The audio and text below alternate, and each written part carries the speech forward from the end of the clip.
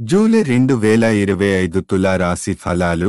ఈ మాసం తులారాశి వారి కోసం మిశ్రమ ఫలితాలను అందించే సమయంగా ఉండనుంది. కొన్ని రోజుల పాటు ఆర్థిక ఒడిదుడుకులు, ఉద్యోగ జీవితంలో జాప్యాలు, మానసిక ఒత్తిడులు ఎదురైన నూతన అవకాశాలు, కుటుంబ సహకారం, విదేశీ అవకాశాల వల్ల శుభ పరిణామాలు సంభవించగలవు. ఓర్పుతో వ్యవహరించిన వారు మంచి ఫలితాలు పొందగలుగుతారు.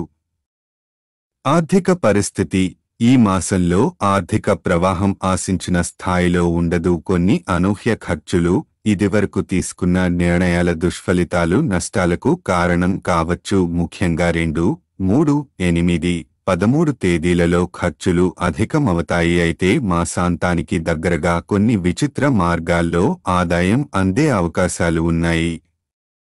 ఆదాయం తగ్గినా కుటుంబ మద్దతుతో ఆర్థిక పరిస్థితిని సమతుల్యం చేయవచ్చు. ఖర్చులు అవసరమైన వాటికే పరిమితం చేయడం అవసరం.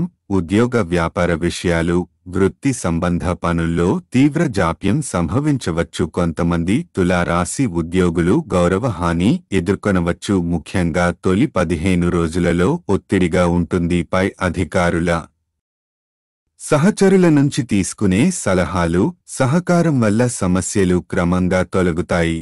10వ తేదీ తరువాత ఉద్యోగ జీవితం కొంచెం ప్రశాంతత చవిచూస్తుంది. నూతన బాధ్యతలు, అవకాశాలు వస్తాయి. విదేశీ ఉద్యోగాలు ఆశించే వారికి అభ్యర్థనలు, ఇంటర్వ్యూలు వంటివి ప్రారంభమవుతాయి.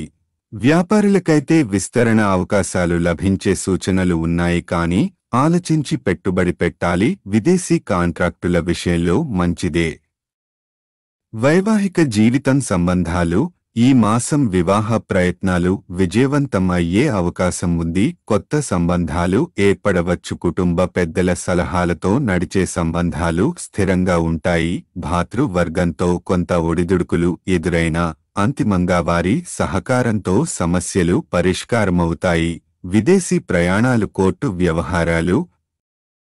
విదేశీ విద్య, నివాసం కోరేవారికి ఈ మాసంలో పాజిటివ్ సంకేతాలు ఉన్నాయి. అభ్యర్థనలు, వీసా, ఆఫర్ లెటర్ వంటి ప్రక్రియలు ముందుకు సాగవచ్చు. కోర్టు వ్యవహారాలు కూడా అనుకూలంగా పరిష్కారమవుతాయి.